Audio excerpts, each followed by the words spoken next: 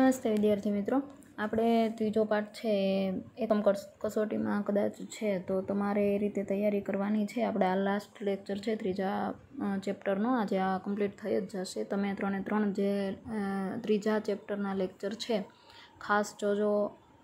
પાઠ શરૂઆતમાં બહુ સિમ્પલ અને સરળ છે, પાછળ જે પેજ નંબર 27થી થોડુંક હાર્ડ આવે છે કારણ કે એમાં આકૃતિ અને સૂત્રો છે. તો આકૃતિ અને સૂત્રો છે એ આપણે રૂબરૂ બોર્ડમાં જેમ ભણીએ છીએ એમાં ખૂબ સરળતાથી થઈ શકે છે. આપણે બને એવી ટ્રાય કરીએ કે બહુ સિમ્પલ રીતે તમને સમજાવીએ, કારણ કે આમાં આકૃતિ અને જે સૂત્રો છે એ તમને અત્યારે ઓનલાઈન સમજાતા થોડુંક ડિફિકલ્ટ લાગે તો એમાંથી જે એનો મિનિંગ છે, અર્થ છે, અથવા તો જે સિમ્પલ વસ્તુ છે, પ્રકારો છે, એવું બધું હું તમને કરાવું છું. 25 માર્કમાં લગભગ બધી વસ્તુ પૂછાય નહીં, પણ એમ છતાં આપણને એક વખત વાંચી લેવાનું અથવા તો એક વખત વિડીયો જોઈ લેવાનું. આપણે માંગની મૂલ્ય સાપેક્ષતાનો અર્થ જોઈએ. પહેલાં આપણે જે બધી આકૃતિ જોઈ હતી વ્યક્તિગત માંગ અને બજાર માંગ. તો હવે માંગની મૂલ્ય સાપેક્ષતા પેજ નંબર 27 ઉપર છીએ આપણે.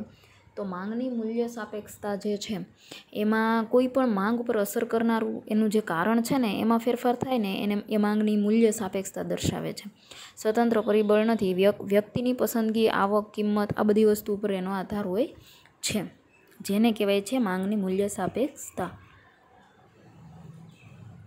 27મા પેજ ઉપર માંગની મૂલ્ય સાપેક્ષતા અને માંગની મૂલ્ય સાપેક્ષતા જે એનો અર્થ છે અને એનું જે સમજૂતી છે, એનો નિયમ છે, એ બંને તમારે વાંચી લેવાના છે.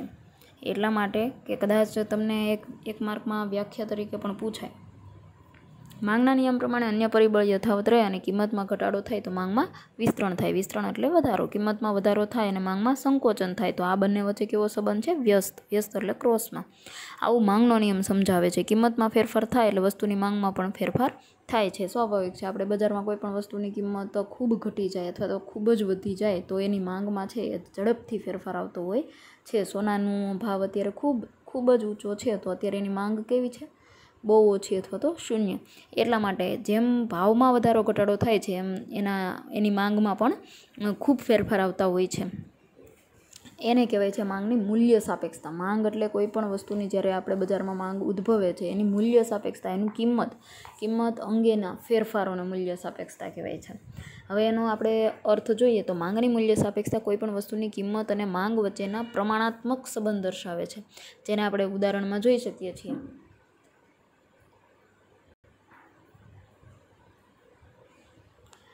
આ એનું ઉદાહરણ છે તો માંગની મૂલ્ય સાપેક્ષતા એનું સૂત્ર છે બરાબર માંગમાં ટકાવારી ફેરફાર અને કિંમતમાં ટકાવારી ફેરફાર. દાખલા તરીકે X વસ્તુની કિંમતમાં 1% ઘટાડો થાય છે તો 5%નો વધારો થાય છે. ટૂંકમાં કોઈ પણ એક વસ્તુ છે ને એની કિંમતમાં 1% જ ઘટાડો થાય છે તો એની માંગમાં કેટલો વધારો થાય છે? 5%નો. હવે માનો કે કોઈ તમારે સોનાની વસ્તુ ખરીદવી તો એમાં ભાવ જે છે ને 1%નો ઘટાડો થઈ ગયો છે. 50માંથી માનો કે અત્યારે 50,000 છે તો એમાંથી 48,000 થાય છે અને જેને કમ્પલસરી લેવાનું જ છે તો એને ઘણો બધો 1 તોલામાં 2,000નો ફરક પડતો હોય છે તો એ વધારે સોનું લેવાનો આગ્રહ અત્યારે રાખશે.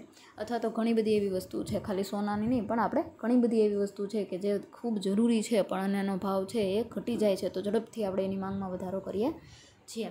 તો સિમ્પલ વસ્તુ લઈએ કે તેલના ડબ્બા છે તો તેલ છે એ દરેક માણસની જરૂરિયાત છે. સોનું કદાચ દરેક માણસ ન ખરીદી શકે પણ તેલ છે એ દરેક માણસની જરૂરિયાત છે. રોજ આપણે એનો વપરાશ કરીએ છીએ. એટલે એના જો એક ડબ્બાના ભાવ 1200 રૂપિયા હોય અને 200 ઘટી જાય અને 1000 રૂપિયાનો થઈ જાય તો અત્યારે એના 5% આપણે માંગ છે આપણે વધારી શકીએ. 2 ડબ્બા લેવા છે અથવા તો ભાવ ઘટે છે તો માણસ એની જગ્યાએ 3 કે 4 ડબ્બા લેવાનો આગ્રહ રાખશે કે એક ડબ્બાએ 200 રૂપિયાનો ફરક પડે છે. તો આને કહેવાય છે માંગની મૂલ્ય સાપેક્ષતા. કિંમત ઘટે છે, માંગમાં કેટલો ફેરફાર આવે છે એના વિશેની વાત કરવાની છે. તો EP = X વસ્તુની માંગમાં થતો ટકાવારી ફેરફાર એના છેદમાં અપન X વસ્તુની કિંમતમાં થતો ટકાવારી ફેરફાર. કૌંસમાં EP એટલે કે price of elasticity of diamond. Elasticity એટલે જે મૂલ્ય સાપેક્ષતા છે, ડિમાન્ડ.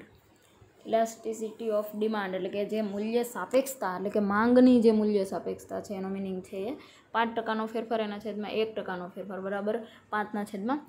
એટલે પછી કેટલા વધે છે? 5. એટલે આવી રીતે તમારે એને મૂલ્ય સાપેક્ષતાનું સૂત્ર છે. આવું બધું બહુ ડિટેલમાં પૂછાય નહીં પણ એનો મિનિંગ છે તમારે યાદ રાખવાનો રહેશે.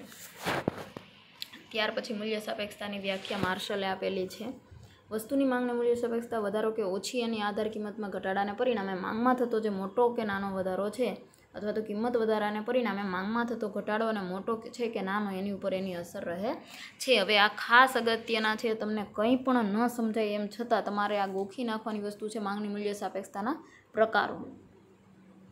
માંગની મૂલ્ય સાપેક્ષતાના પ્રકારો 5 છે. સંપૂર્ણ મૂલ્ય સાપેક્ષ માંગ એટલે કે EP = આલ્ફા. બીજું સંપૂર્ણ મૂલ્ય અનપેક્ષ માંગ એટલે EP = 0. એકમ મૂલ્યમાં માંગ તો એમાં EP 1 આવશે. મૂલ્ય સાપેક્ષ માંગ એટલે EP > 1 અને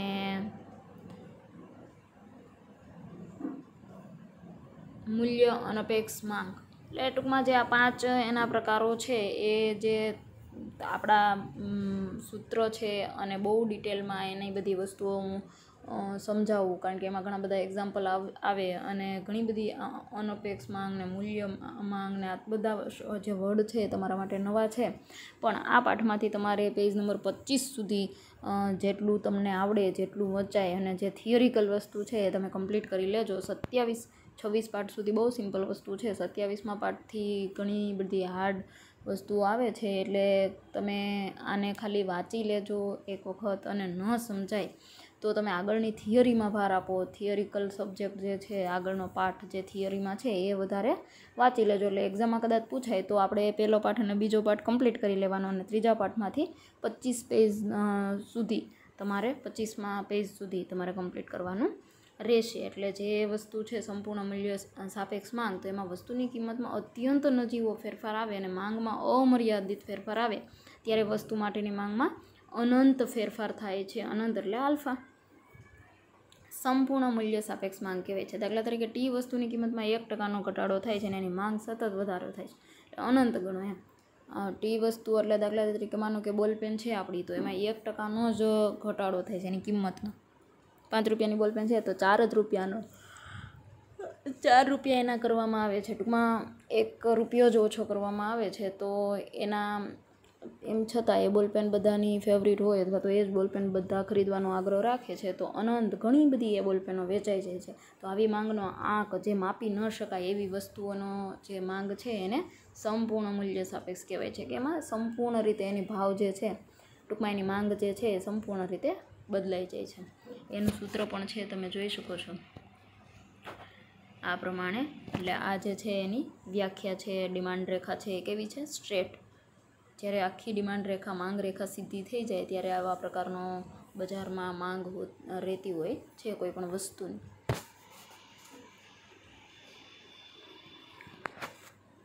બીજું પોઈન્ટ છે સંપૂર્ણ મૂલ્ય અનપેક્ષ માંગ એટલે EP = 0. જ્યારે વસ્તુની કિંમતમાં ગમે એટલો ફેરફાર થાય પણ વસ્તુની માંગ કેવી રહે છે? સ્થિર જ રહે છે.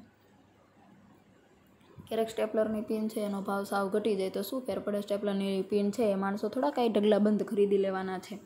એની માંગમાં તો જેટલો જરૂર છે એ જ પ્રમાણે રહેશે. એટલે કે સંપૂર્ણ મૂલ્ય અનપેક્ષ, આપણી અપેક્ષા જ નથી. જે આપણા હમણાં આગળનું વસ્તુ જોઈએ ને એના કરતાં વિરોધી વસ્તુ છે કે માંગ ઘટે, કિંમત ઘટે કે વધે કોઈ ફેરફાર થતો નથી. 0 જ રહેશે. જ્યારે એ વસ્તુની કિંમત હશે, ઓલામાં અનંત હતું કારણ કે બોલપેન છે એ બધાની જરૂરિયાત છે અને આમાં જે સ્ટેપલરની પિન છે કાંઈ દરેક વ્યક્તિની જરૂર નથી. એનો ભાવ વધે ઘટે તો એમાં કોઈ ફરક પડતો નથી. દાખલા તરીકે વસ્તુની કિંમતમાં 10%નો વધારો થાય છે અને તેને પરિણામે કે વસ્તુની માંગમાં કોઈ ફેરફાર ન થાય તો એ વસ્તુને સંપૂર્ણ મૂલ્ય અનપેક્ષ માંગ કહે છે. એટલે કિંમત બહુ વધી જાય, 10% સુધીની વધી જાય, એમ છતાં કોઈ પણ પ્રકારનો ફેરફાર એમાં થતો નથી. એટલે આપણી ઈચ્છા વિરુદ્ધ.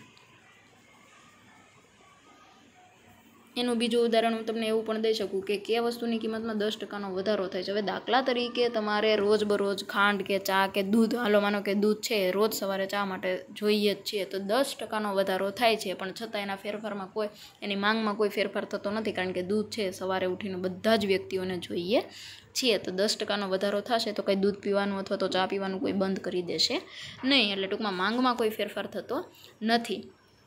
એટલે એની જે ડિમાન્ડ રેખા છે એ છે સ્ટ્રેટ, સંપૂર્ણ મૂલ્ય અનપેક્ષ માંગ, એટલે કે કોઈ પણ પ્રકારની માંગમાં ફરક પડતો નથી. એની કિંમત વધે છે ઘટે છે, પણ જે માંગ છે એ જોઈએ છે. ચા વગર કોઈને સવારે ચાલતું નથી, દૂધ વગર કોઈને ચાલતું નથી, તો એમાં કદાચ ઓછું લેશે પણ બંધ તો નહીં કરે, એટલે એની માંગ તો રહેશે જ. આ એની આકૃતિ છે.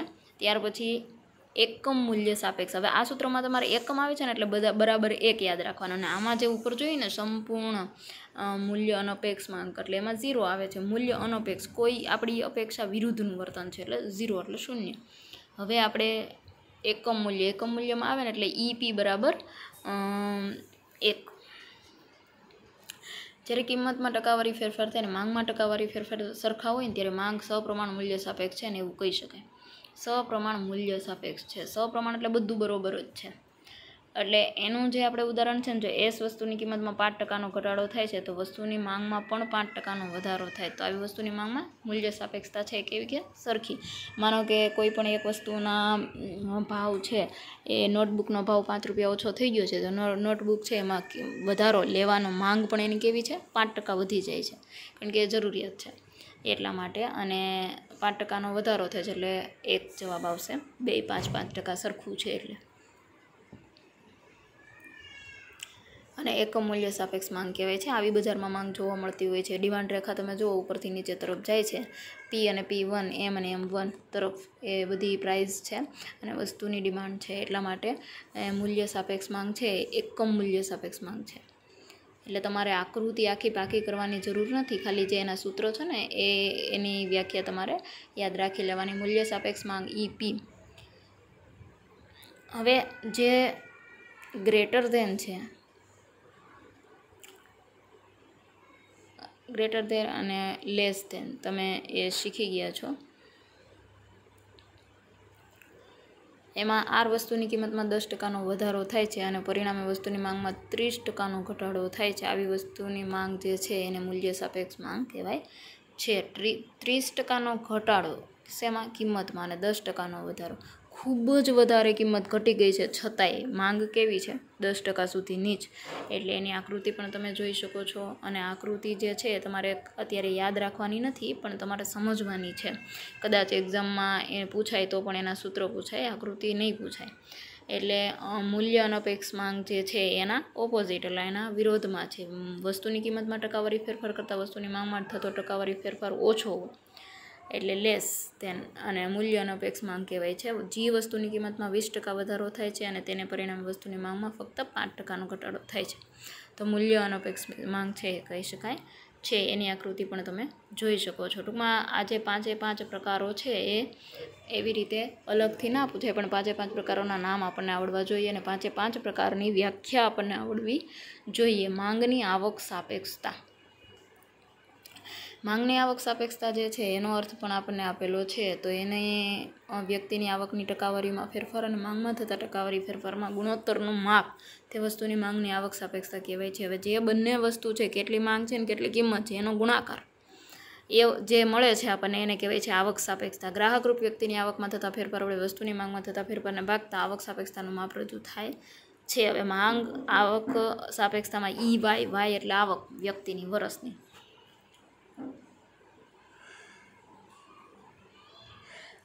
વસ્તુની માંગમાં થતો ફેરફાર છે અને વ્યક્તિની માંગમાં થતો ફેરફાર છે, એ બંને સરખા, એટલે મીન્સ કે એની આવક ગ્રાહકની કેટલી છે એમાં ફેરફાર થાય ને તો માંગમાં પણ ફેરફાર થતો હોય છે. આ તમારે એની ખાલી વ્યાખ્યા છે યાદ રાખવાની છે. હવે એના પ્રકારો છે એ તમે આપણે જે હમણાં જોઈએ ને 5 પ્રકારની વ્યાખ્યા અથવા તો એનો અર્થ આપણે સમજવાનો છે. હકારાત્મક એટલે કે ધન, પોઝિટિવ આવક સાપેક્ષ માંગ. ગ્રાહકરૂપ વ્યક્તિની આવકમાં થતો વધારો વસ્તુની માંગમાં થતો વધારો અથવા આવકમાં થતો ઘટાડા વસ્તુની માંગમાં ઘટાડો થાય તો એવી વસ્તુની માંગ હકારાત્મક આવક સાપેક્ષ માંગ કહે છે. હવે આ વસ્તુને આપણે ABC એમ 3 ભાગમાં વેચીએ છીએ. તો એકમ આવક સાપેક્ષ માંગ, એકમથી વધુ અને એકમથી ઓછી.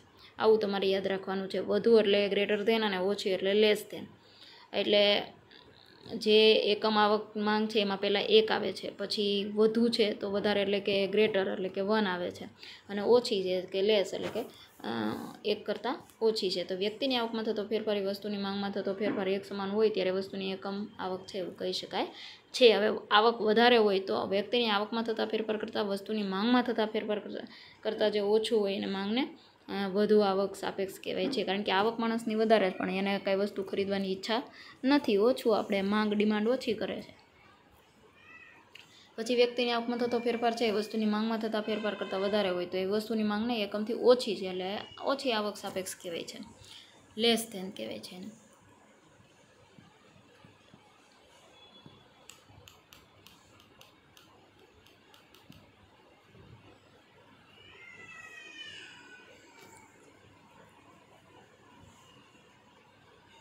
નકારાત્મક ઋણ આવક સાપેક્ષ. નકારાત્મક એટલે નેગેટિવ. કોઈ પણ વસ્તુની નકારાત્મક અસર થાય ને બજારમાં, ત્યારે રોબર્ટ્સ ગિફન નામના વ્યક્તિએ એવું કીધું છે કે ઘણી બધી વસ્તુ એવી છે વ્યક્તિની આવકમાં વધારો થાય પણ વસ્તુની માંગ છે એ કોઈ દિવસ વધારતા નથી. તો આવકમાં ઘટાડો થાય વસ્તુની માંગ વધે અને તેવી વસ્તુની માંગ નકારાત્મક આવક સાપેક્ષ કહેવાય છે. માનો કે બધા વ્યક્તિ આગળ પૈસા છે પણ કોઈ વ્યક્તિ ખરીદી કરવા માગતા નથી. અમુક વસ્તુ એવી છે કે પૈસા હોય તો એ તમે ખરીદી ના શકો કારણ કે તમારે એની જરૂર છે નહીં, એટલે એવી વસ્તુને નકારાત્મક આવક સાપેક્ષ માંગ કહેવાય છે. તો એમાં પામ તેલ આવે છે, વનસ્પતિ ઘી આવે છે, બાજરી, કોદરી, બરછટ, કાપડ, આવું જે વસ્તુની જે આપણે કોઈ દિવસ જરૂર જ નથી એવી વ્યક્તિની માંગ, કદાચ એનો ભાવ સાવ સસ્તા થઈ જાય તો એ આપણને કોઈ ફરક પડતો નથી. શૂન્ય આવક સાપેક્ષ માંગ. હવે વ્યક્તિની આવક છે એ હોય જ નહીં, માંગમાં ફેરફાર ન થાય, વસ્તુની આવક માંગ શૂન્ય છે. સામાન્ય રીતે ખૂબ જ સસ્તી વસ્તુની માંગ છે એમાં ખરેખર કોઈ ફરક પડતો નથી. હવે મીઠું, પોસ્ટકાર્ડ, ટાંકણી, દિવાસળી, સ્ટેપલરની પિન, આવી બધી વસ્તુઓના ભાવ શૂન્ય થઈ જાય કદાચ તો કાંઈ માણસ છે એ ખરીદી શકતો નથી. બહુ નીચેની કક્ષાએનો ભાવ હોય જાય, ₹2 સુધી એની કિંમત થઈ જાય છતાંય કાંઈ માણસ ખરીદવા જ માંગતો નથી કારણ કે એની જરૂર છે નહીં, શૂન્ય આવક છે એ. માંગની પ્રતિમૂલ્ય સાપેક્ષતા. એમાં પાછું અવેજી વસ્તુ અને પૂરક વસ્તુ. હવે આપણે વાત કરી હતી કે કોઈ પણ વસ્તુના વિકલ્પમાં જે વસ્તુ વપરાતી હોય એને અવેજી કહેવાય, ને પૂરક એટલે બંને રીતે જોડાયેલી હોય એકબીજાથી એવી માંગ, એટલે એ વસ્તુ પણ આપણે જોયેલી છે. ત્યાર પછી આપણે જોવાની છે માંગની સાપેક્ષતા માપવાની પદ્ધતિ. ખૂબ અગત્યની વસ્તુ, પાઠનો છેલ્લો પોઈન્ટ. માંગની મૂલ્ય સાપેક્ષતા માપવાની પદ્ધતિઓ કેટલી છે અને કઈ કઈ છે, આવો 1 માર્કમાં વિભાગ બીમાં અથવા તો વિભાગ સીમાં 2 માર્કમાં વધારે વિસ્તારથી લખવાનો આવે તો તમારે સીમાં લખવાનો 2 માર્કમાં. માંગની મૂલ્ય સાપેક્ષતા માપવાની પદ્ધતિઓ ખાસ યાદ રાખજો, 3 છે. કઈ કઈ છે તો કે એક છે ગુણોત્તર પદ્ધતિ, બીજું છે કુલ ખર્ચની પદ્ધતિ અને ત્રીજું છે ભૌમિતિક રીતની અથવા તો પદ્ધતિ.